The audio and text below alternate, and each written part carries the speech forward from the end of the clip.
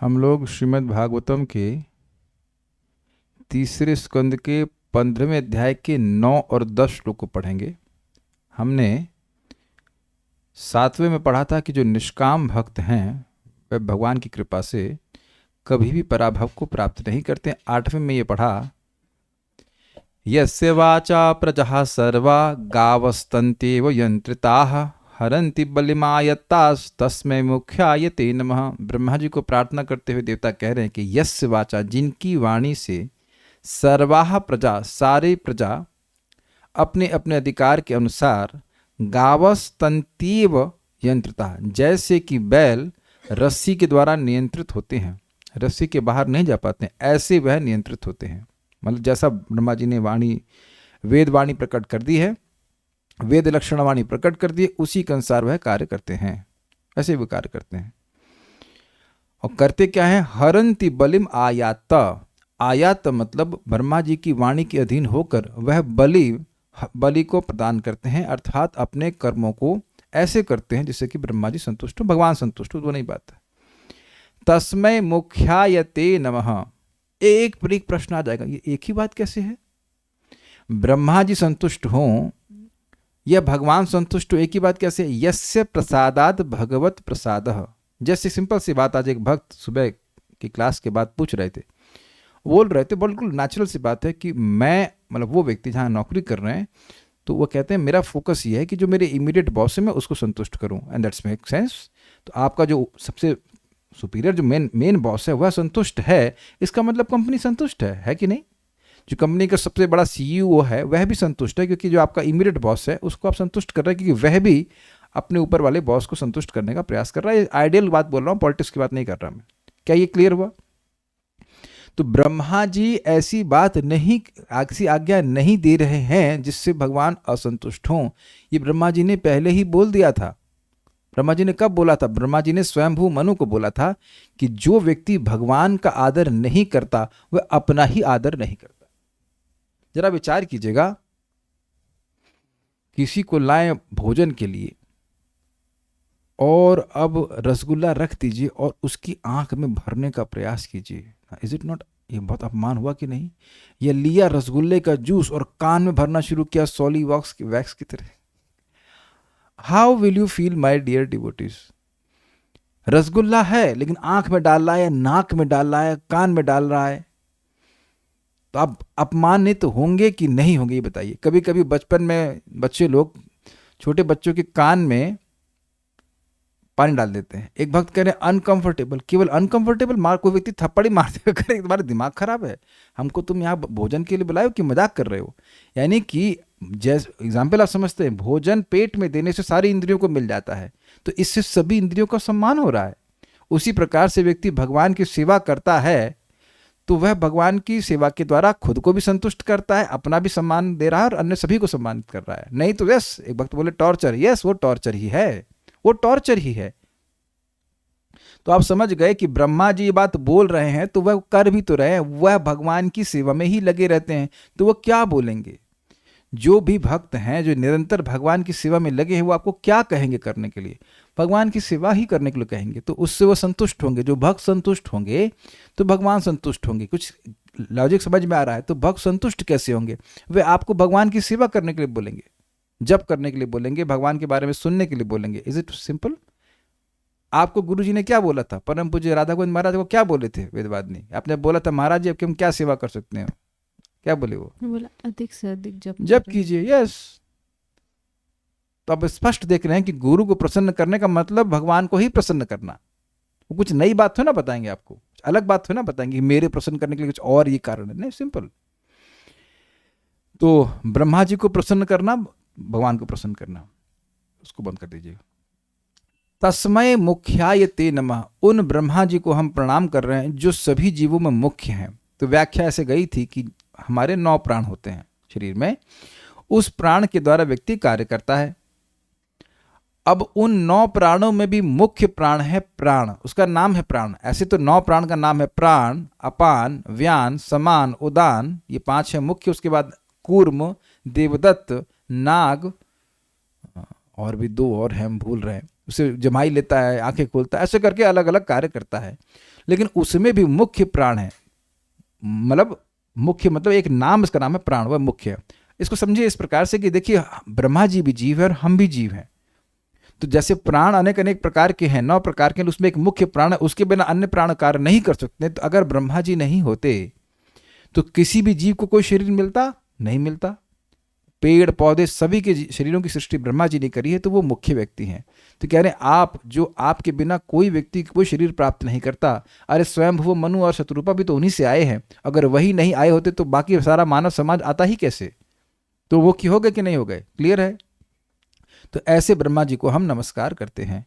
अब पॉइंट इस श्लोक का कहने का अर्थ ये था कि जो व्यक्ति निष्काम था उसको तो कहीं पराभव प्राप्त नहीं होता है, लेकिन जो व्यक्ति सकाम हैं उनको वेद की आज्ञा का, वेद की मर्यादा का पालन करना पड़ता है। ये बात बोलते हैं, उनको बंधन में रहना पड़ता है, और वो बंधन उनके लिए अच्छा है, नहीं तो वह अपनी भौतिक इच्छाओं के कारण नरक में जाएंगे। अब उसके बाद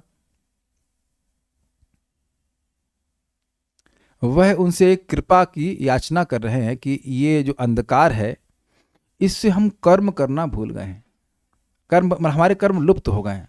देखिए विचार कीजिए, आप लोग सुबह उठते हो तो उसके लिए जरूरी है ना कि ये सूर्य उदित हो। अगर सूर्य उदित ही ना हो, सूर्य अस्त भी ना हो, तो ये नहीं समझ में आएगा ना कि हम कौन सा काम कब करेंगे। केवल अंधकार अंधकार और अंधकार ही व्याप्त हो। तो जैसे बहुत जगह समुद्र आदि में भी ऐसा होता है कि स्थान पर सूर्य का प्रवेश ही नहीं, इधर लंदन से उधर और जाएंगे नॉर्थ की तरफ या साउथ की तरफ चले जाएंगे तो वहाँ प्राय बहुत समय तक 6-6 महीने तक सूर्य उगता ही रहता है, या 6 महीने तक सूर्य उदित अस्त ही नहीं होता। Won't you B uncomfortable? मेरी भाषा समझ पा रहे हैं? मैं समझता हूँ नीदरलैंड्स में या कहाँ पे, मतलब और उस तरह से आर्टिक के बारे में सुना होगा। आर्टिक सर्कल सुना है आपने? Arctic circle, Antarctic circle.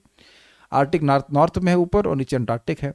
तो वहाँ पे 6 महीने तक वो सूर्य ही उगा ही रहता है, हल्का हल्का सूर्य रहता ही है, और फिर उसके बाद 6 महीने तक अंधकार ही रहता है। इस समय एक प्रश्न है, ज्योग्राफी पढ़ी है आप वेदवाद में?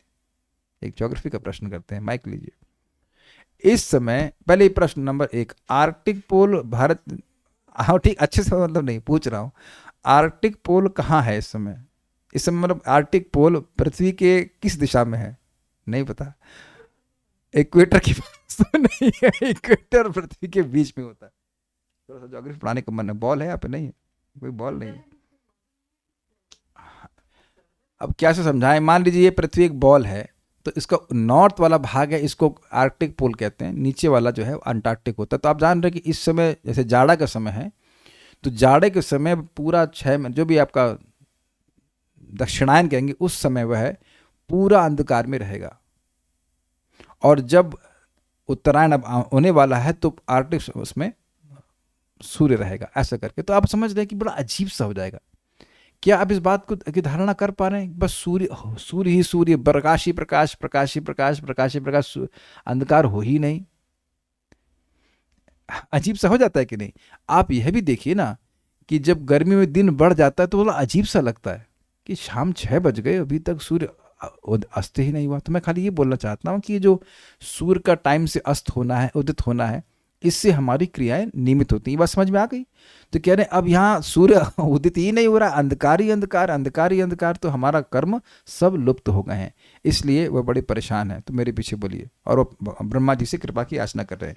सत्वं विधत्स्व सत्वं विधस्व शंभुमंस तमसा लुप्त कर्मणा। सत्वं विधस्त्व शंभुमंस तमसा लुप्त कर्मणाम्। अदभृदयया दृष्ट्या आपन्नान् अर्हसि ईक्षितुम्। अदभृदयया दृष्ट्या आपन्नान् अर्हसि ईक्षितुम्। सत्वं विधस्व शंभुमंस्तमसा लुप्त कर्मणा। सत्वं विधस्त्व शंभुमंस तमसा लुप्त कर्मणा। अदभृदयया दृष्ट्या आपन्नान् अर्हसि ईक्षितुम्। अदभृदयया दृष्ट्या आपन्नान् अर्हसि ईक्षितुम्। बोलिए। सत्वं विधस्त्व शंभुमंस तमसा लुप्त कर्मणा। सत्वं विधस्व शंभुमंस्तमसा लुप्त कर्मणा। अदभृदयया दृष्ट्या आपन्नान् अर्हसि ईक्षितुम्। अदभृदयया दृष्ट्या आपन्नान् अर्हसि ईक्षितुम्। देवताओं ने ब्रह्मा की स्तुति की, कृपया हम पर कृपा दृष्टि रखें। क्यों रखें? क्योंकि हम कष्टप्रद स्थिति को प्राप्त हो चुके हैं। तब तो पिछले श्लोक से लिंक लेना होगा, क्योंकि हम आपकी आज्ञा में चलने वाले हैं, हम आपका इस समय कष्ट में, इसलिए हम पर कृपा दृष्टि रखें। क्या दिक्कत है आपकी? अंधकार के कारण हमारा सारा काम रुक गया है। अरे देखे ही थे ना, बीच में अभी वो इन्वर्टर चला गया था, कल परसों हुआ था, तो अंधकार हो गया। अब अंधकार में कैसे क्लास होगी? अगर अंधकार ही रहेगा तो क्लास बंद हो जाएगी कि नहीं? जैसे अभी मैंने क्लास के पहले मेरे इन्वर्टर वाले को मैसेज किया, कॉल किया कि भाई ये बड़ी दिक्कत हो रही है, प्रकाश चला जाता है, अंधकार हो जाता है, आप इस इन्वर्टर को ठीक कीजिए। अब ये मेरे सामर्थ्य के बाहर है ना, मैं तो इन्वर्टर को ठीक नहीं कर सकता हूँ। तो यहाँ पे देवता उसी तरह से कह रहे हैं, व्यक्ति दूसरे की सहायता तब मांगता है जब वो देखता है कि वह उस कार्य को करने में असमर्थ है और उसको दिक्कत है। जब दिक्कत होती है और असमर्थता का अनुभव होता है तब सहायता मांगता है। अगर दिक्कत हो लेकिन उसको दिक्कत अनुभव ना हो तो वह सहायता नहीं मांगता है। तो यहाँ पे देवताओं को दिक्कत है। अब प्रश्न हुआ, क्यों दिक्कत है? आपने ही तो वेद की वाणी से हमें बताया है कि ये कर्म करना चाहिए, जैसे आपने कहा है कि सुबह ब्रह्म मुहूर्त में उठना चाहिए। तो अब ये सुविधा तो हमें प्रदान की जानी चाहिए ना कि सूर्य उगे। Do you agree? अगर सूर्य उदित ही ना हो और गुरु जी कहें कि भाई ब्रह्म मुहूर्त में उठो, तो ब्रह्म मुहूर्त तब होगा ना जब सूर्य उदित होगा। सूर्य के 1.5 घंटा पहले वाला समय जो होता है वो ब्रह्म मुहूर्त होता है। सूर्य उदित ही नहीं होगा तो फिर तो तमोगुण ही रहेगा ना। Make sense? तो आपने ही हमें कर्मों से बांधा है, आपकी ही व्यवस्था डिस्टर्ब हो रही, इसलिए आप हम पर दया कीजिए। हमसे नहीं हो पाएगा ये। भूमन, हे परमेश्वर। आप कहेंगे ये भूमन शब्द तो भगवान के लिए है, तो आप समझिए कि ब्रह्मा जी का प्रभाव वर्चस्व बहुत अधिक है, इस कारण से उनको भूमन कह रहे हैं, यद्यपि भगवान वो नहीं है। ऑलमोस्ट भगवान जैसी शक्ति उनके पास रहती है। हे परमेश्वर, हे सर्व समर्थ, इस तमसा यानी अंधकार से कर्मों का लुप्त अर्थात लोप हो गए। मतलब हमारे कर्म लोप हो गए क्योंकि हम अंधकार के कारण समझ ही नहीं पा रहे हैं कि कौन सा कर्म कब करना चाहिए, कर्म कर भी नहीं पा रहे हैं। सह त्वम, सह मतलब होता है वह, तो उसका मतलब है ऐसे सर्वनियंता वह। इसका क्या मतलब है? अभी आपने कुछ श्लोकों में सुना था, मतलब सुनते आ रहे हैं कि ब्रह्मा जी की कृपा से जो निष्काम व्यक्ति है उसको कहीं पराभव प्राप्त नहीं होता, कहीं पराभव प्राप्त नहीं होता। हाईलाइट कीजिए। और जो सकाम है वह सभी के सभी लोग उनकी आज्ञा के अंतर्गत चलते हैं। तो ऐसा व्यक्ति जो सभी का नियामक है, अर्थात निष्काम व्यक्तियों का और सकाम व्यक्तियों का भी, ऐसे आप, डज इट मेक सेंस? ऐसे आप बोल रहे हैं। ऐसे आप मतलब ये सहत्वम का मतलब है कि आप इस प्रकार के सर्वनियंता हैं, आप पर पूरा विश्वास है कि आपका सामर्थ्य है कि हमारी समस्या को आप सॉल्व कर पाएंगे।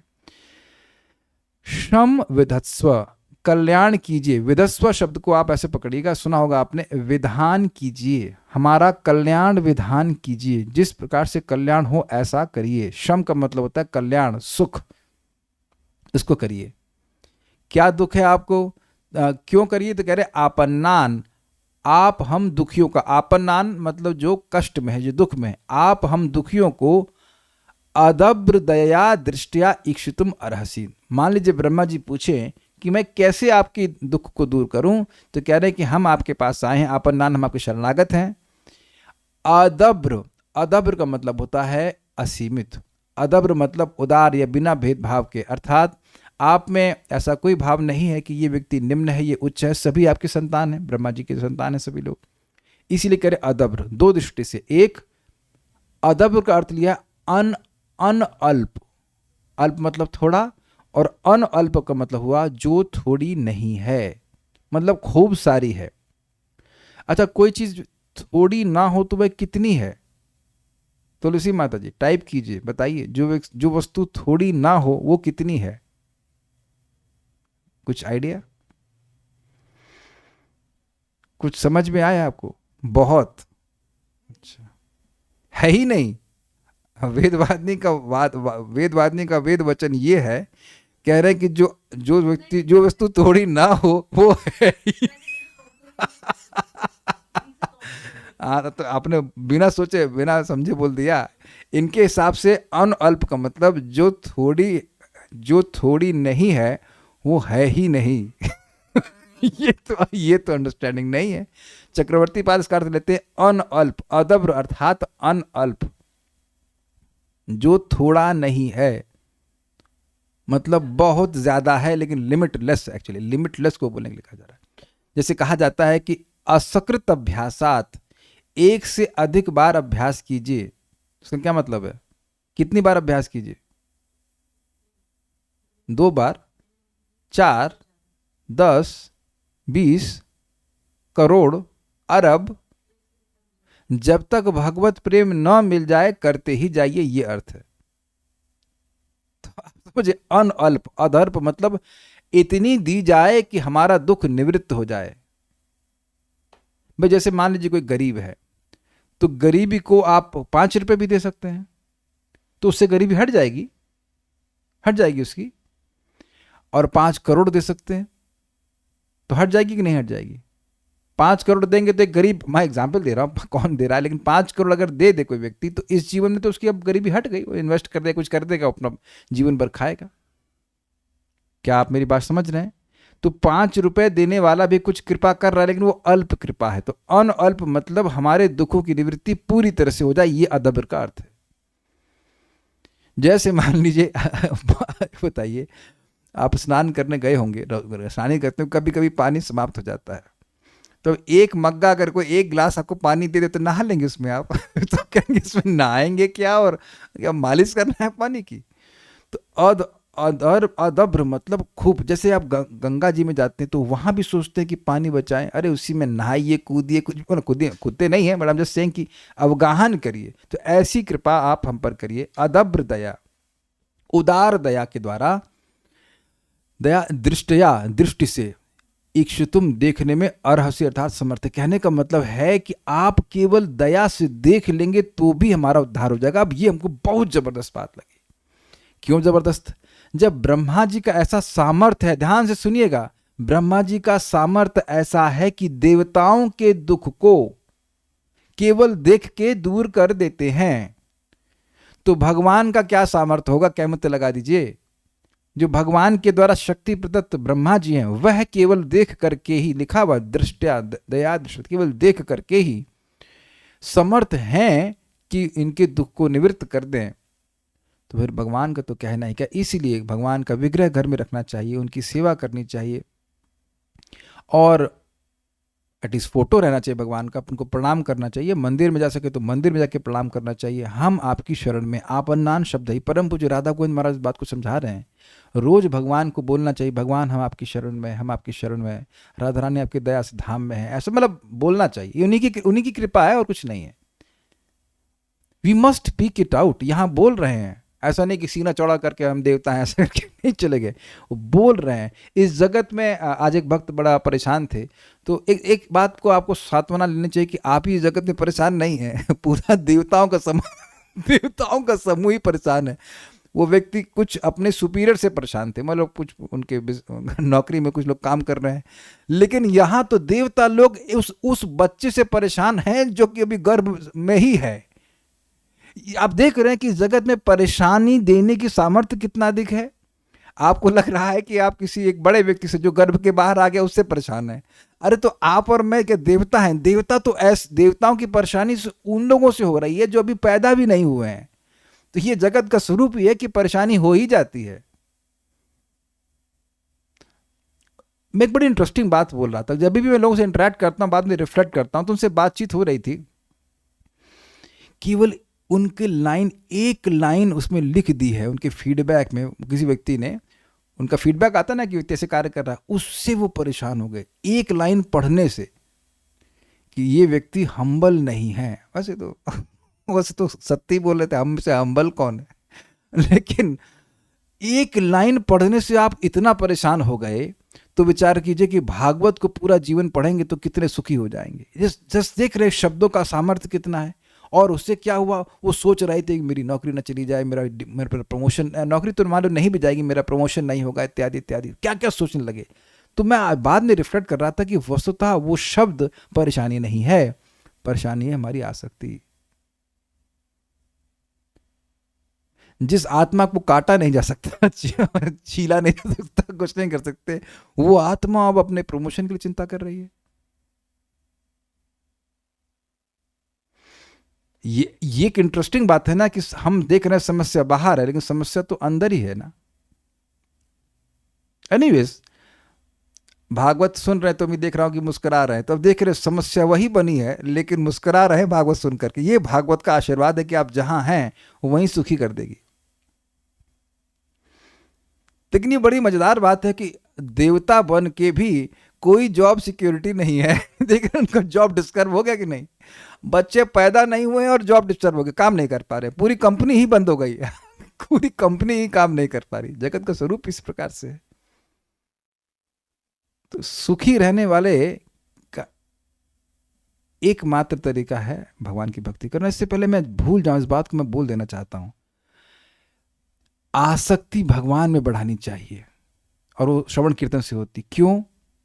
क्योंकि आप और मैं अन्य किसी भी चीज से आसक्त होंगे तो वो हमसे छीनी ही जाएगी। मृत्यु सर्वहरस चाहम। और ये तो सारे बुद्धिमान लोग समझ गए हैं कि आप जो भक्ति में आ गए हो ये आपसे कभी नहीं छीना जाएगा, कोई छीनेगा ही नहीं, बल्कि क्योंकि इसकी रक्षा तो भगवान स्वयं करेंगे। लेकिन एक बात स्पष्ट समझ लीजिएगा, जब मैं कह रहा हूं भगवान में आसक्त, मतलब भक्तों में डैम आसक्त, डैम समझते हैं हम लोग, लाइक सुपर आसक्त। और भक्त में आसक्त का मतलब श्रवण कीर्तन के प्रोसेस में आसक्त। अरे यार भक्त संग कथा सुनने को मिलेगा, जप करने को मिलेगा, तो ठीक है शरीर छूटेगा। मेरे को वैसे मैं स्पष्ट बोल रहा हूँ, जैसे मैं भगवान की कृपा से कुछ बोल पा रहा हूँ, तो हो सकता है मैं कल मर जाऊं, लेकिन मुझे पूरा विश्वास है कि अगले जन्म में फिर भगवान यही काम कराएंगे। आप में से कुछ किसी व्यक्ति का शरीर छूट जाए तो ठीक है, वो मेरी पूरी क्लास नहीं सुन पाएगा, ये भागवतम नहीं सुन पाएगा पूरा, तो अगले जन्म में फिर मौका भगवान देंगे। क्योंकि आसक्ति तो भगवान में जागृत हो गई ना, कुछ अटैचमेंट तो जागृत हो गया, भय नहीं होता। इस आसक्ति में भय नहीं है, पहले भी बोल चुके हैं। मैं खाली ये बोलना चाहता हूं कि देखिए, देवता होने के बाद भी उनके कर्म भौतिक स्थितियों से प्रभावित हो जाते हैं, ये मैं कहना चाहता हूं। लेकिन भक्त की भक्ति जागृत हो गई, भक्ति करना शुरू कर दिया, तो बाह्य किसी भी वस्तु से प्रभावित नहीं होते। हम लोग सुन चुके नारायण पराशर इत्यादि। चित्रकेतु महाराज देवता है और उसके बाद वो देवत्व को प्राप्त हो गए, उसके बाद वो असुर बन गए, फिर भी उनकी भक्ति का लोप नहीं हुआ। तो आप बताइए क्या घबराहट है? ये बहुत बड़ी शिक्षा यहां से ग्रहण करनी चाहिए। और नहीं तो हमें भीख ही मांगते रहना पड़ेगा कि हाय ये हो जाए, भाई वो हो जाए, इत्यादि इत्यादि। घबराहट ही रहेगी। इस जगत में स्वरूप ही है, किसी भी भौतिक वस्तु में आसक्त होंगे हम लोग दुखी हो जाएंगे, परेशान हो जाएंगे, छीन ली जाएगी वो। ये जगत कर ही यही रहा है। ये बात आ रही तो हम बोल दे रहे हैं, प्रहलाद महाराज का वचन है, ये कर ही रहा यही रहा है कि जो आपको अच्छा लगता है उसको आपसे छीन लेता है, और जो अच्छा नहीं लगता है वो आपको दे देता है। Is it okay? एडजस्टेबल, नहीं नॉट एडजस्टेबल, डाइजेस्टेबल। जो अच्छा नहीं लगता है वो दिया जाता है, और जो अच्छा लगता है वो छीन लिया जाता है। मैं भौतिक रूप से बोल रहा हूं, क्या ये सब लोग समझ गए? लोग ये भी नहीं समझ पा रहे हैं। कितने लोग वृद्ध होना चाहते हैं, जैसे अभी वही एग्जाम्पल, भक्त का वो फीडबैक तो काफी अच्छा लगा होगा ना, तभी तो बड़े परेशान थे। नहीं, बड़ा सुंदर विचार कीजिए। Are you anxious to be anxious? क्या एंजाइटी को प्राप्त करने के लिए आपको कुछ एंजाइटी लेनी पड़ती है? नहीं। कोई दुख प्राप्त करने के लिए दुख उठाना नहीं पड़ता, वो अपने आप आते हैं और फिर वो अपने आप चले भी जाते हैं। इसको ध्यान ना देकर व्यक्ति भगवान की भक्ति करे, आता रहेगा जाता रहेगा। ये तो ट्रेनिंग दी जा रही है कि दोनों अवस्था में आप सम रहेंगे कि नहीं रहेंगे, भक्ति करते रहिए।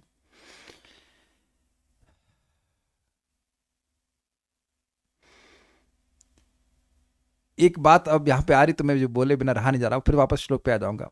देखिए, हम लोग भक्ति कर रहे हैं और हम भगवान में आसक्त, हम लोग जगत से विरक्त भी होना चाहते हैं, लेकिन देखिए बहुत सिंपल सी बात है, भगवान में और भगवान की कथा में आसक्ति होगी तो वो अपने आप ही आपका जगत से विरक्ति हो जाएगी। जैसे इस जगत में देखा जाता है कि पुरुष है वो शराब पीता है, तो शराब में आसक्ति इतनी बढ़ जाती है कि वो अपने आप अपने पत्नी और बच्चों से विरक्त हो जाता है। स्वीकार्य है? ये देखा जा रहा है कि नहीं? उसे कोई मतलब नहीं पत्नी को कैसा लग रहा है, बच्चे को कैसा लग रहा है कि नहीं। तो उसने पत्नी और बच्चों से विरक्ति अलग से नहीं कल्टीवेट करी है, वो शराब उसको परिवार को नष्ट करती है। तो प्रकट बात है। तो अगर मान लीजिए किसी का पति शराबी है तो वो आपका शिक्षा गुरु है।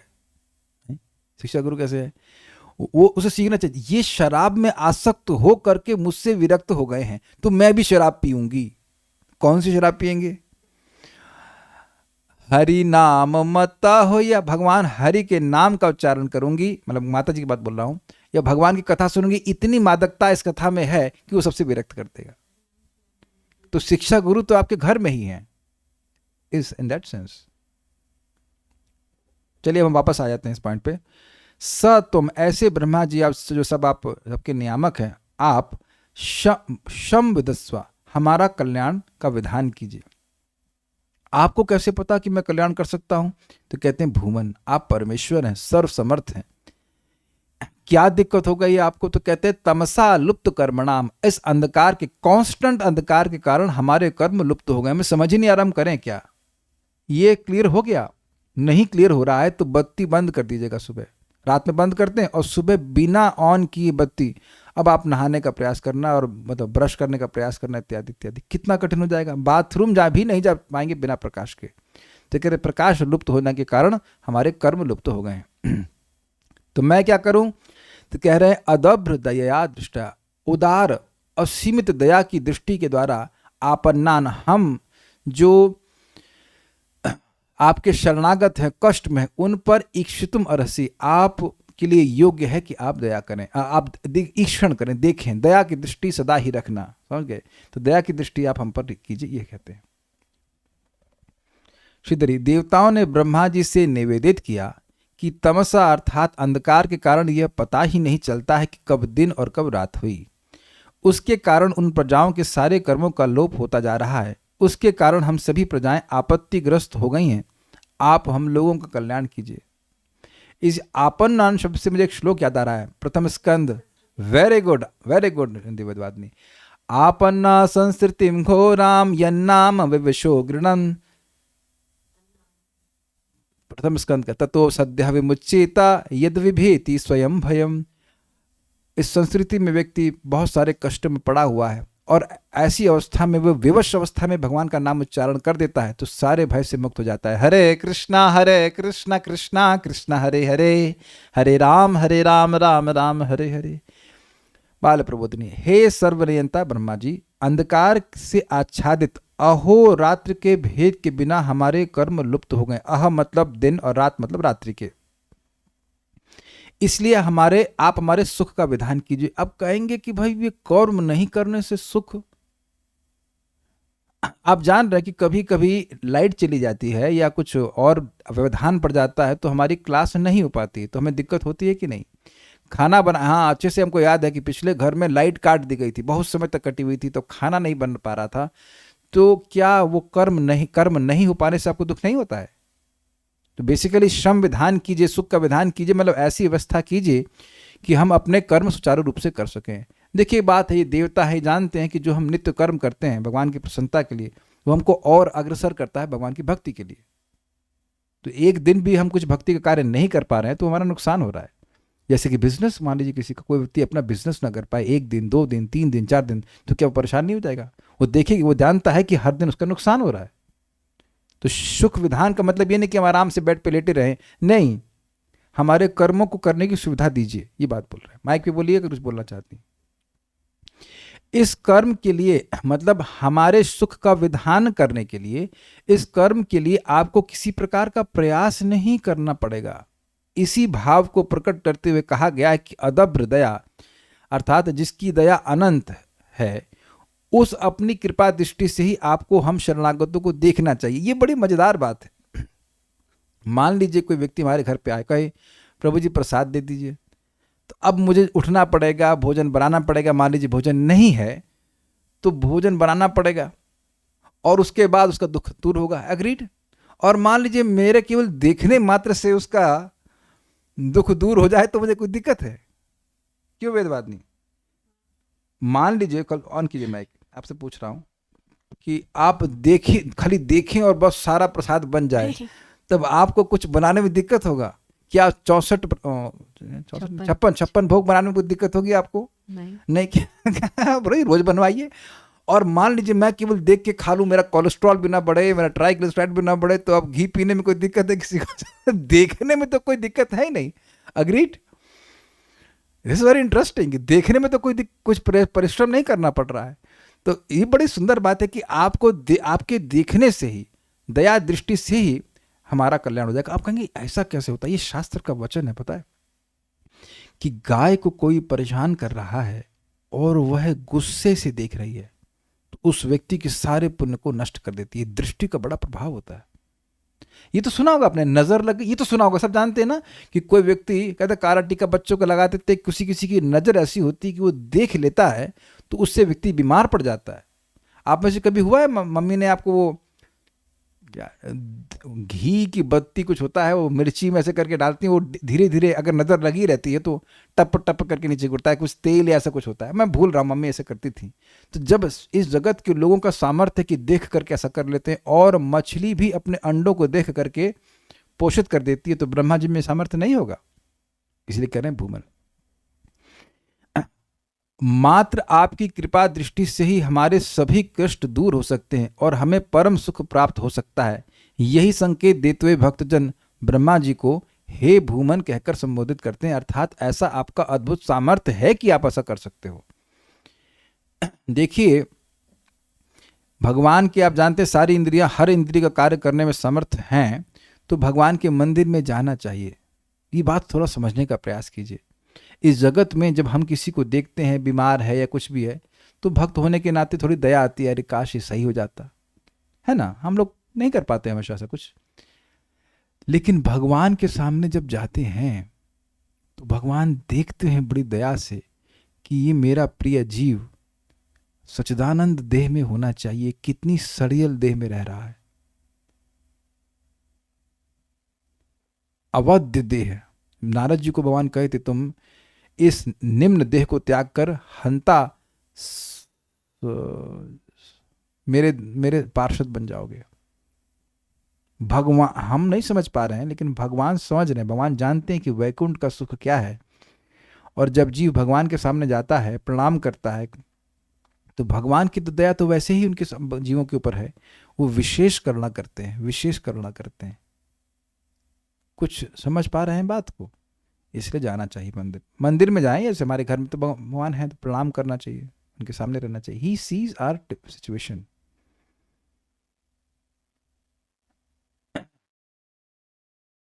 श्रील कृष्णदास कविराज गोस्वामी कह रहे हैं कि मेरे पूरे शरीर में मात्सरता के फोड़े हैं। सोचिए न शुद्ध भक्त कैसे प्रार्थना करते हैं। इसलिए मैं श्रीमन चैतन्य महाप्रभु वैद्य का आश्रय ले रहा हूं। एक फोड़ा होने पे कितना दर्द होता है। I am suffering from the boils of envy, so I am taking shelter of the doctor Shriman Chaitanya Mahaprabhu. और प्लीज ध्यान दीजिएगा कि जब भी मंदिर में जाएं, इसी भावना में जाना चाहिए कि भगवान हम पर दया कीजिए, हम दुख में हैं। दुख का मतलब केवल शरीर का दुख नहीं है, या अविद्या का रोग जो है वह नष्ट हो जाए। पता है, एक बात सिंपल है, मैं तो ऐसे बोलता हूँ, आप लोग को बोल रहा हूँ, जब दीप दान करें तो कहें भगवान जैसे ये दीप जल रहा है, इसकी अग्नि से मेरी सारी भौतिक वासना जल के खाक हो जाए। अगर इत्र आप अर्पण करें तो भगवान, ये इत्र नहीं, हमें से इंसेंस, भगवान जैसे ये खुशबू फैला रही है, मेरे हृदय में आपकी सेवा की वासना रूप ही गंध विद्यमान रहे। सारी दुर्गंध जो है हमारे हृदय में कि मुझे अपने भोग के लिए चाहिए, वो सब नष्ट हो जाए। करते हैं ना, जब बहुत कोई बदबू रूम में होती है तो इत्र जला देते तो सारी वो बदबू चली जाती है। This desire must be there. मेरा हृदय जितना शुद्ध होगा उतना कृष्ण को और सुख मिलेगा। Please bless me with a pure heart so that my services are pleasing to you. ये सब बातें आप जो भी भगवान को अर्पण कर रहे हैं वह सब बोल सकते हैं। एनीवेज, हम आगे आते हैं। तात्पर्य, ब्रह्मांड भर में पूर्ण अंधकार के कारण विभिन्न लोकों के नियमित कार्य तथा धंधे रुक गए थे। कभी कभी इस लोक के उत्तरी तथा दक्षिण ध्रुवों में दिन रात का विभाजन नहीं होता। तो कोई कह रहा होगा ना कि अरे ये ज्योग्राफी क्यों पढ़ा रहे हैं, तो प्रभुपाद जी पे भी पूछिए कि प्रभुपाद जी ज्योग्राफी क्यों पढ़ा रहे हैं। अब समझ में आ गया। देखा जो अब कोई कहे कि भाई ज्योग्राफी पढ़नी चाहिए कि नहीं, हाँ पढ़ना चाहिए, ताकि प्रभुपाद जी का तात्पर्य आपको समझ में आ जाए। एटलीस्ट इतनी तो पढ़ लेनी चाहिए। इसी तरह जब सूर्य प्रकाश इस ब्रह्मांड के विभिन्न लोकों तक नहीं पहुंचता तो दिन तथा रात में कोई अंतर नहीं रहता। अब मान लीजिए ब्रह्मा जी कहें भाई आप लोग देवता हैं तो आप इस कठिनाई को स्वयं क्यों नहीं सॉल्व करते हैं। कहते हैं ये हमारे बियॉन्ड है, पिताजी की दिक्कत है। पिताजी पिताजी कैसे? कश्यप की 13 पत्नियां हैं, उसमें एक अदिति है और एक दिति है। दिति के गर्भ हुआ है और अदिति के बेटे हैं ये इंद्र आदि सारे। तो माता की गर्भ को नष्ट करने का सामर्थ्य तो इनका नहीं है। कुछ कैच किया आपने? ये उनके ज्यूरिसडिक्शन से बाहर की बात है। Is it sinking in? Diti उनकी मां है, सौतेली मां ही है, लेकिन है तो मां ही ना। तो वो कोई समान स्त्री नहीं है, समान कोई मनुष्य नहीं जिन पे देवता का अधिकार चल जाए। Is it sinking? स्वीकार्य है? तो इसलिए कह रहे हैं कि ये दिति का गर्भ है और ये कश्यप जी का वीर्य है। एषा देवदितिर्गर्भ ओजः काश्यपमर्पितम्। एष देवदितिर्गर्भ ओजः काश्यपमर्पितम्। एक और बात है, मान लीजिए ब्रह्मा जी, लिंक एक्चुअली ये है, ब्रह्मा जी कहेंगे क्या कष्ट है आपको, स्पेसिफिकली क्या कष्ट है। कर्म तो आपके डिस्टर्ब होने, स्पेसिफिक क्या कष्ट है, तो वो स्पेसिफिकली इस कष्ट को बता रहे हैं। ठीक है। एषा देवदितिर्गर्भ ओजः काश्यपमर्पितम्। एष देवदितिर्गर्भ ओजः काश्यपमर्पितम्। दिशस्तिमिरयन् सर्वा वर्धते अग्निर्वैधसी। दिशस्तिमिरयन् सर्वा वर्धते अग्निर्वैधसी। एष देवदितिर्गर्भ ओजः काश्यपमर्पितम्। एष देवदितिर्गर्भ ओजः काश्यपमर्पितम्। ललिता माता जी हिंदी और संस्कृत सब बोल लेती हैं ना, ऐसे करके कौन सा श्लोक बोला जाता है? अगर तुम दोनों मुंह बंद कर लेंगे तो आप कुछ बोल पाएंगे। बोलिए ना, दिख रहा है ना श्लोक, या अभी चावल बीन रही हैं? चावल तो नहीं बीन रहे हैं ना, श्लोक दिख रहा है तो बोलिए ना भाई। आप क्या सोच रहे हैं हम आप लोग को नहीं देखते? सब दिखाई पड़ रहा है, बोलिए, प्रयास कीजिए। एषा देवदितिर्गर्भ ओजः काश्यपमर्पितम्। एष देवदितिर्गर्भ ओजः काश्यपमर्पितम्। दिशस्तिमिरयन् सर्वा वर्धते अग्निर्वैधसी। दिशस्तिमिरयन् सर्वा वर्धते अग्निर्वैधसी। अब आप कहेंगे कि प्रभु जी आप तो बोल रहे थे कि नाम लेके नहीं डांटेंगे। देखिए, अगर आप कोई मान लीजिए उल्टा सुल्टा प्रश्न करेगा तो नहीं नाम बोलेंगे, लेकिन कोई अगर भागवत नहीं बोलेगा तो नाम लेके डांटेंगे। ठीक है, ओके, ये पॉलिसी रहेगी अगर वीडियो ऑन है तो।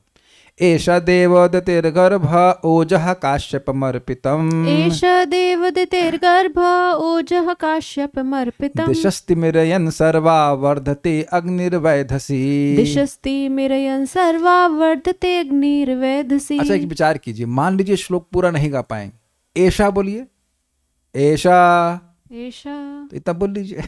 कहने का मतलब है कि पूरा श्लोक नहीं बोल पाए, इतना तो सुनाई पड़ ना कि एषा। देव कहीं बोले नहीं है, दिते नहीं बोल सकते, गर्भ नहीं बोल सकते, कुछ तो मुख से निकालिए। हाँ एग्जैक्टली, एक श्लोक, आधा श्लोक, चौथाई श्लोक, कुछ तो बोलिए, कुछ तो दीजिए भगवान को, एक्टिव रहिए, ये कहने का अर्थ है। चलिए, आप सॉरी आपको बोलना रह गया, बोलिए। आपने बोला था, हम बोल दिया, ठीक है फाइन।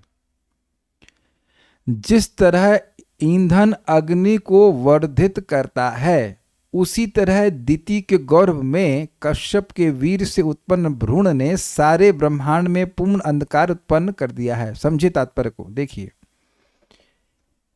माइक लीजिए।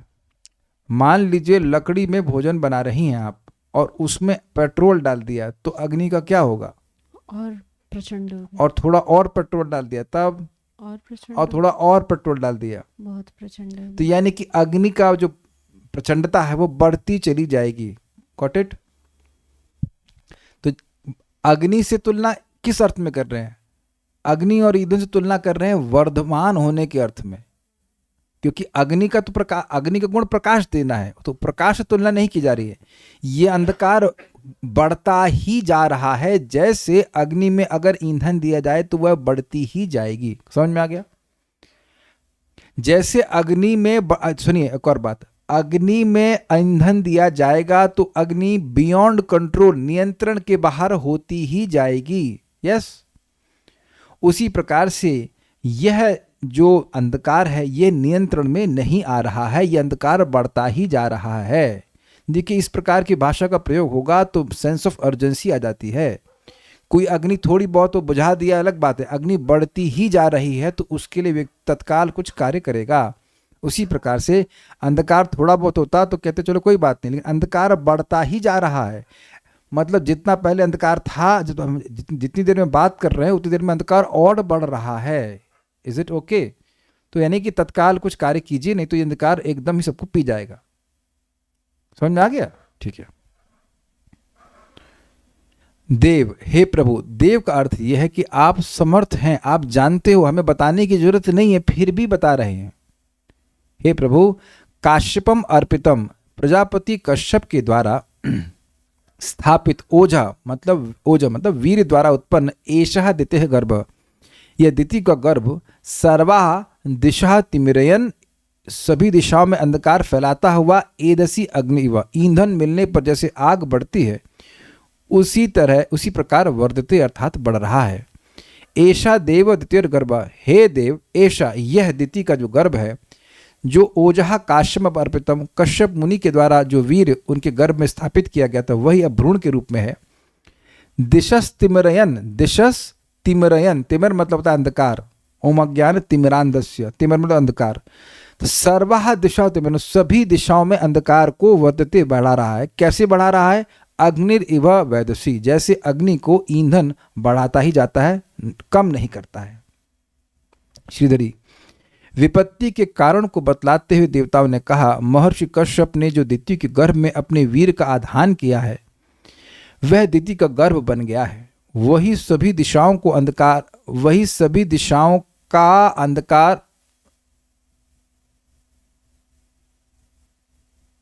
ऐसे कहेंगे, वही सभी दिशाओं को अंधकार व्याप्त सा, हाँ ठीक है, वही अंधकार यानी वही गर्भ सभी दिशाओं को अंधकार व्याप्त सा बनाते हुए उसी तरह बढ़ रहा है जैसे ईंधन में पड़ी हुई अग्नि बढ़ती रहती है।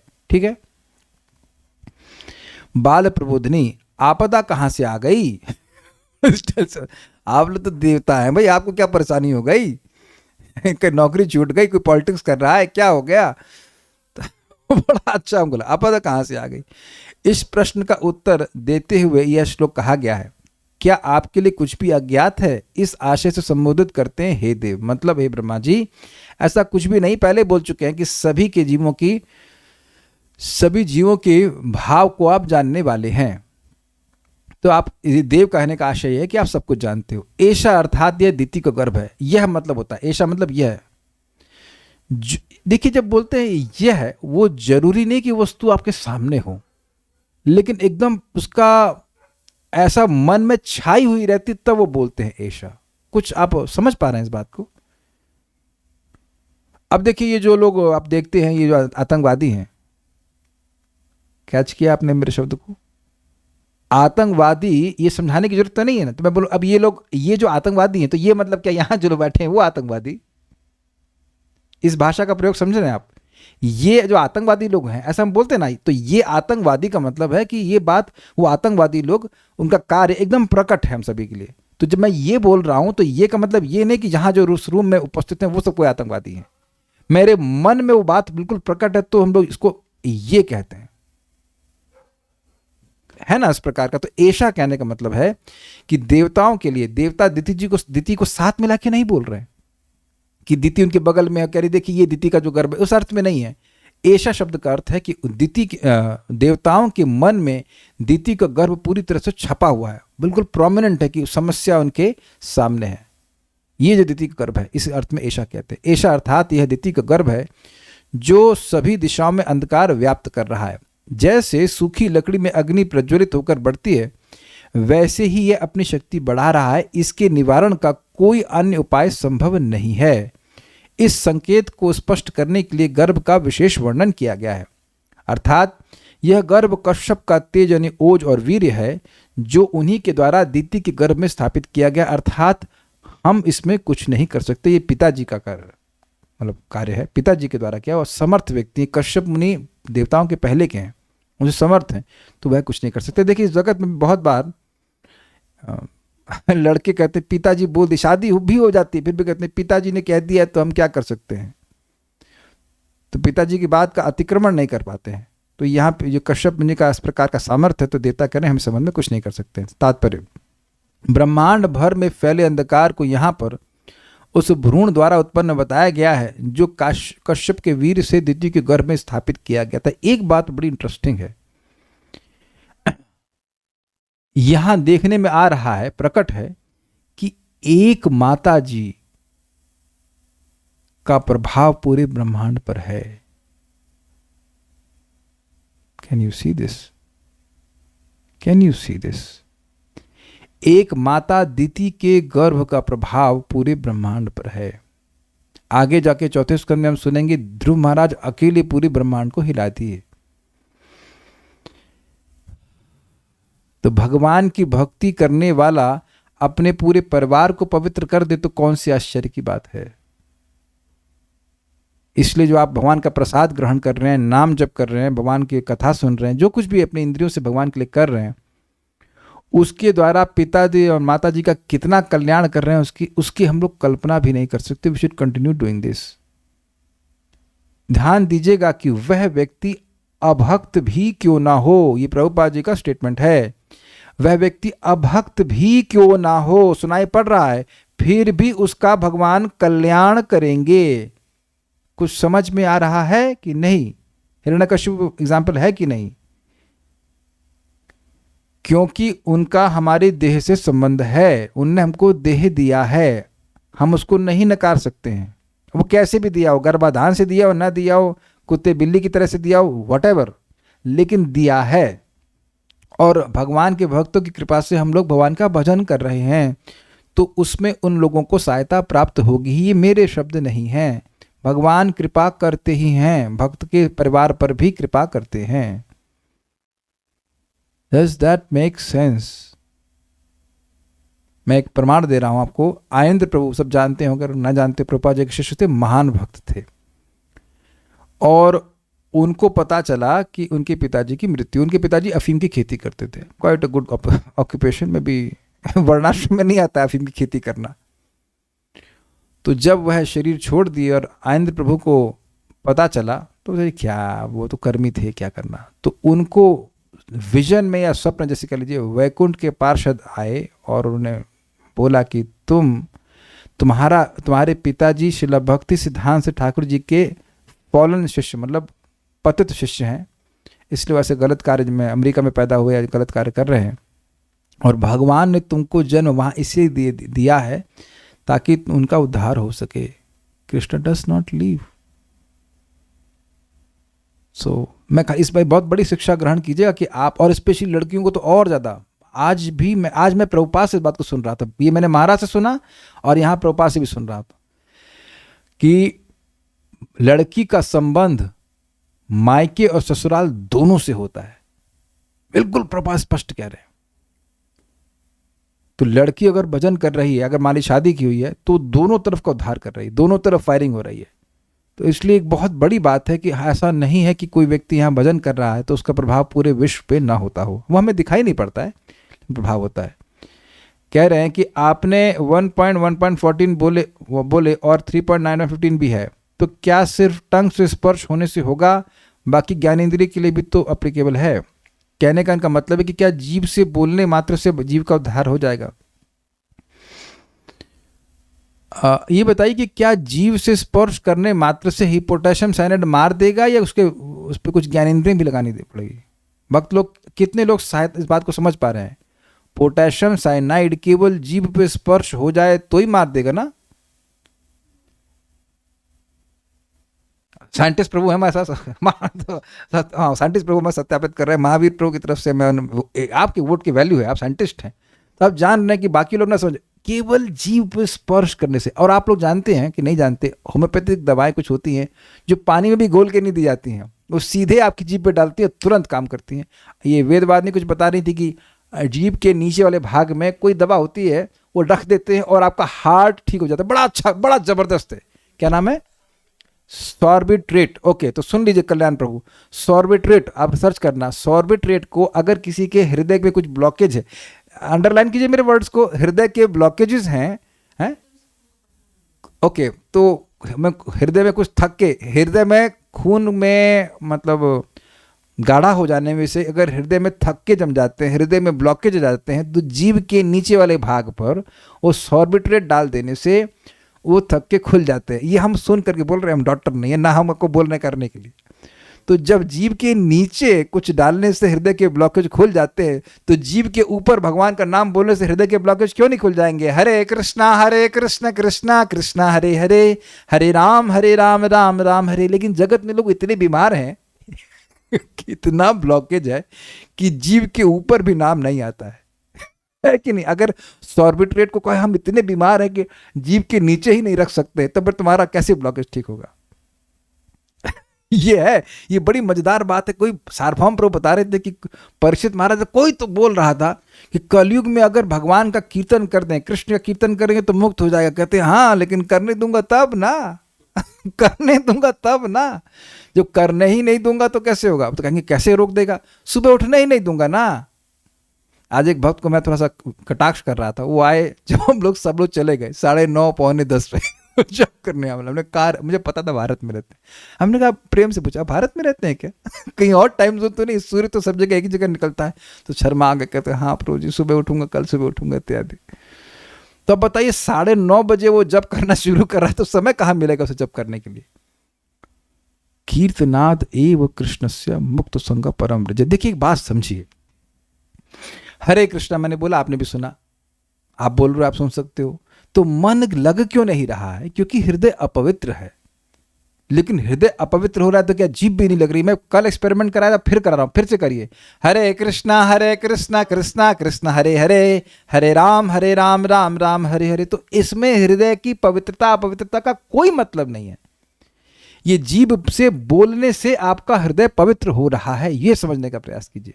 इसीलिए बारंबार कहा जा रहा है कि उच्चारण कीजिए, नामोच्चारण महात्म्यम हरे पश्यतः पुत्र का। भगवान यमराज जी कह रहे हैं कि देखो पुत्र का मतलब, हे यमदूतों, हे पुत्रों काफी इंटरेस्टिंग है, यमदूत पुत्र, हे पुत्रों देखा ना तुमने, नामोच्चारण महात्म्यम। संस्कृत समझ में आ रही है? हरे, भगवान हरि के नाम उच्चारण के महात्म्य को, नामोच्चारण महात्म्यम हरे पश्यतः पुत्र का। हे बेटों, हे पुत्रों, तुमने देखा ना। What does it mean? देखा ना, जैसे मान लीजिए अब ये जो मैंने सॉर्बिट्रेट वाला एग्जाम्पल दिया, वह बहुत से लोगों ने देखा नहीं होगा क्योंकि हृदय में कभी ऐसी ब्लॉकेज हुए नहीं है। लेकिन डॉक्टर मान लीजिए किसी को ट्रेनिंग दे रहा है अपेरेंटाइज को, और उसके सामने कोई केस आया जिसका हृदय के ब्लॉकेज है, तो वो सॉर्बिट्रेट रखेगा जीभ पे और उसकी ब्लॉकेज खुल गए, तो वह अपने असिस्टेंट को क्या बोलेगा? बेटा देखा ना तुमने सॉर्बिट्रेट का फायदा? देखा ना, देखा मतलब हैव यू सीन? तो यमदूत तो देख करके आए कि जो नाम अपने बच्चे को पुकारने के लिए बोल रहा है तो भी उद्धार हो जाएगा। अपना नाम चेंज कर लीजिए, कुछ रख लीजिए कृष्ण के संबंध में, और पिताजी को बोलिए कि रोज गाली दीजिए लेकिन नाम लेकर के या बोलिए कि रोज गाली दीजिए और हमको हरामखोर अच्छा लगता है, बोलिए हरामखोर कुछ कार्य नहीं करता, भक्ति करता रहता है, हरामखोर हरामखोर हरामखोर बोलते बोलते उद्धार हो जाएगा। और यही तो महाप्रभु ने बोला ना, हरिदास ठाकुर जी ने बोला कि हराम हराम बोलने से भी वो सबका उद्धार हो जाएगा। अच्छा, ये जब ब्रह्मा जी बोल रहे हैं तो क्या संदेह कर रहे हैं आप? ब्रह्मा जी इतने प्रभावशाली हैं, तो ब्रह्मा जी की पूजा भौतिक जीवों के द्वारा उस प्रकार नहीं होती है जैसे शिव जी की होती है। ब्रह्मा जी का केवल एक ही मंदिर है, हरे कृष्ण। तो मैंने समझाया था कि ब्रह्मा जी की उपासना यद्यपि अगरबत्ती से लोग नहीं कर रहे हैं, लेकिन जो धार्मिक है वो वर्ण और आश्रम के नियमों का पालन कर रहे हैं। तो वर्ण और आश्रम के नियम कौन दिया है? ब्रह्मा जी दिए हैं। तो उनकी आज्ञा का पालन के द्वारा उनकी पूजा होती है। देखिए बात तो सिंपल सी यही है कि बोले परम सुषुणम बाह्यम, व्यक्ति अगरबत्ती करे, ये करे, वो करे, लेकिन आज्ञा पालन ना करे तो क्या उसकी पूजा हुई? गुरु पूजा में आ जाए, चलो बड़ी अच्छे, कोई गुरु पूजा मिस नहीं करे, वेरी गुड। और गुरु जी आके पूछे अच्छा 16 माला किए? नहीं गुरुजी वो तो नहीं हुआ। अच्छा प्रसाद खाते? नहीं प्रसाद तो नहीं, वो रेस्टोरेंट आता तो खा लेते। तो क्या तुम गुरु पूजा किए बताइए? तो क्या गुरु पूजा? खाली गा ही रहे हो, डजंट मीन एनीथिंग। मैं ये बोल रहा हूं सुनने से भी होगा ना, देखने से भी होगा ना, स्किन से टच से भी होगा ना, हर तरह से। वैसे तो हमने इसके लिए किया ही हुआ है। एक हरे कृष्ण मंत्र का जो बैनर है वो मेरे सामने है, इधर बस मैंने अलमीरा के सामने लगा रखा है, बड़ा सुंदर हमारे अतुल पुष्पाद प्रभु ने बहुत अच्छे से डिज़ाइन किया है। मैंने निकाल में प्रिंट आउट, घर पे आएंगे तो मैं दे सकता हूँ आप लोगों को। Very nice, very nice, very beautiful. तो दृष्टि जाती ही रहती उधर। आप ये नोटिस कीजिए, बड़ा अच्छी बात कल्याण प्रभु बोल रहे हैं। आप अपने बाथरूम में कुछ लिखा रहता है, उसको पढ़ते हैं कि नहीं पढ़ते हैं? हम जाते हैं वहाँ पे, कुछ कुछ कुछ तो लिखा हुआ है, ये क्या कहते हैं उसको, फिनाइल पाइन ऑयल से बना हुआ है। आंखों की वृत्ति होती है पढ़ना। ये समझ रहे हैं ना उदाहरण? आप मेरा उदाहरण क्या करते ही होंगे आप लोग। तो ये अपने सामने हो सके तो आंखों के सामने हरे कृष्ण मंत्र लिखा हुआ रहे तो अच्छा रहेगा। बहुत सुंदर मेरे पास पोस्टर्स है, please come, I want to give it to you. और भेजूंगा ऐसे तो फट जाएगा। तो बार बार दृष्टि चली जाती है हरे कृष्ण मंत्र की ओर। तो इतना बात समझ लीजिए, अगर आप बोल रहे हैं महामंत्र तो लाभ में ही हैं। सोच रहे हैं तो कोई संभावना है कि हम नहीं सोचे महामंत्र, लेकिन बोल रहे हैं तो वह निरंतर तैल धारावत है। हरे कृष्ण कृष्ण कृष्ण हरे हरे, हरे राम राम राम हरे हरे, हरे कृष्ण लाइक दैट, समझे? इसमें कोई ब्रेकेज नहीं है। लेकिन अगर स्मरण करने का प्रयास करेंगे तो उसमें टूटन हो जाती, मतलब ब्रेक्स, बिकॉज मन पवित्र नहीं है। इसको शोध शास्त्र में कहा गया है कि भगवान हरि का स्मरण भी निश्चित रूप से पापों को नष्ट करता है, लेकिन बहु आयासेन साध्यते, बहुत प्रयास के द्वारा साधित होता है। लेकिन ओष्ठ स्पंदन मात्रेना, होठों के स्पंदन मात्र से व्यक्ति सारे पापों को नष्ट करता है। इसलिए ततोवरम, इसलिए ये श्रेष्ठ है। होठों से छू लो तुम अपनी मुक्ति निश्चित कर लो। गाना गा के नहीं बताऊंगा, ठीक है? हरे कृष्ण कृष्ण कृष्ण हरे हरे, हरे राम राम राम हरे हरे। एक बात है कि फिर मैं उन्हें स्मरण करा दें। नाम जपे और तुझे ना जाने, फिर भी तू उसे अपना माने। तेरी दया का अंत नहीं है, हे दुख नाशी रे, दर्शन दो घनश्याम। 6.2.9-10 कि व्यक्ति का मन भगवान में नहीं लग रहा है, नाम में नहीं लग रहा है, लेकिन भगवान का मन उसके उस जापक के मन में, उसके जापक पे लग रहा है कि मेरा नाम बोल रहा है। किसी ने कभी भी कहीं भी कैसे भी मेरा नाम उच्चारण किया, उसके नाम को मैं कभी नहीं भूलता। आप बोले दिति माता होने के नाते देवता कुछ नहीं कर पाए, तो फिर मरीचि जन्म के टाइम पे इंद्र ने कैसे किए दिति के गर्भ में प्रवेश? देखिए, वहां भी वह कर नहीं पा रहे थे जब तक दिति व्रत का पालन कर रही थी। जब दिति के व्रत में कुछ दिक्कत आई तब वह कुछ किए, और तब भी मार कहां पाए? तब भी नहीं मार पाए। 1 से 49 कर दी, कहां मार पाए? होठ स्पंदन वाला श्लोक किसमें है? ये मैंने संहिता लिखी उससे है। हमारे जपा टॉक में काहे नहीं ऐड होते हैं? सभी लोग, जिन लोग नहीं ऐड हुए हैं वो जपा टॉक वाले ग्रुप में ऐड कीजिए, वहाँ सब वहाँ भर दिया गया सारे श्लोक, ठीक है? So like that will stop now. और तो कुछ नहीं। एक मजेदार बात है, वो बहुत अच्छा था। एक भक्त ने बड़ा अच्छा प्रश्न किया, प्रभु जी क्या जगन्नाथपुरी में रथ खींचता है वो भगवत धाम जाता है? क्या उत्तर है? हाँ, यस। अच्छा, लोकल टेम्पल की रथ यात्रा में रथ खींचता है तो वो भी भगवत धाम जाता है? बड़ा प्यारा प्रश्न किया था। हाँ हाँ, वो भी जाता है। मैंने कहा वो भी जाता है भाई, कोई कमी थोड़ी ना है, ठीक है? उसका नेक्स्ट प्रश्न था, अच्छा प्रभु जी जो पूरी भागवतम पढ़ता है इतना मासूम इनोसेंट प्रश्न है। बेटा पूरी नहीं, अगर पूछ लिया जाए कि अजामिल क्या पूरी भागवतम पढ़ा था, वो तो भागवतम का बड़ा सुंदर बात है। अजामिल ने, जो हम समझ रहे हैं, 6ठे स्कंद के 2 अध्याय के कुछ श्लोक सुने थे, समझे? वो श्लोक जो विष्णु दूतों ने यमदूतों को नाम की महिमा बताने के लिए बोले हैं। Is it not amazing? और भगवान का नाम उच्चारण किया 12 साल में ही, अब वो वैकुंठ चला गया। भागवतम की शक्ति ऐसी है कि एक श्लोक, आधा श्लोक, गीता का आपने सुना है 8वें अध्याय में, किम तत् ब्रह्म की मध्यात्मम किम कर्म पुरुषोत्तम, एक श्लोक बोल के ही, आधा श्लोक बोल के ही वैकुंठ चले गए। इसीलिए जब यह प्रवचन हो रहे हैं तो प्रयास कीजिए कि आइए एक श्लोक, आधा श्लोक, कुछ भी सुनने का प्रयास कीजिए। मैं देख रहा हूँ एक माता जी को, हम नाम नहीं रख रहे, लेकिन वो बेचारी शायद थोड़ी बीमार थी, तो बेचारी वीडियो ऑफ करके नहीं बैठ पाती थी। आज कैसे बैठ गई? भगवान ने पूरा वीडियो ऑन करके सुन रही हैं। तो यानी संकल्प था कि कथा सुनते जाएंगे तो भगवान स्वयं जितने भी आपके अवरोध हैं वो स्वयं नष्ट करते चले जाएंगे। ये अपने जीवन में देखिए। मैं एक और बात बोल के रुकूंगा, जब इस प्रकार की सहायता भगवान देते हैं तो भगवान को थैंक यू बोलिए, ये भगवान की सहायता है।